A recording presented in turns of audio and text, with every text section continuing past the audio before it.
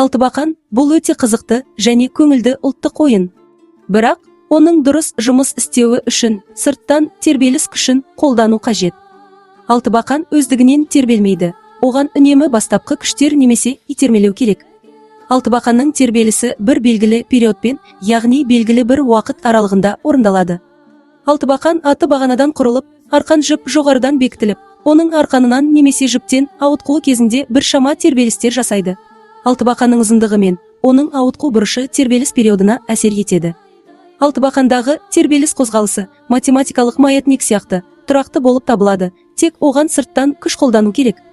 Алтыбақан тербелісінің периодын есептеп көргің келеді ме? Алтыбақанның арқан ұзындығы 4 метр және ауыр үдеуі тең 9,8 метр бөлінген секунд квадрат. Алтыбақанға тән тербеліс периодын анықтаңыз. Сұрақтар: егер арқан ұзындығы 5 метр болса, тербеліс периоды қалай өзгерер еді? Алтыбақандағы тербеліс бұрышының әсерін зерттеңіз. Егер бұрыштым үлкен болса, формула өзгерте ме? Алтыбақанға сырттан бір рет күш қолданғанда, оның тербелісі қалай өзгеруі мүмкін?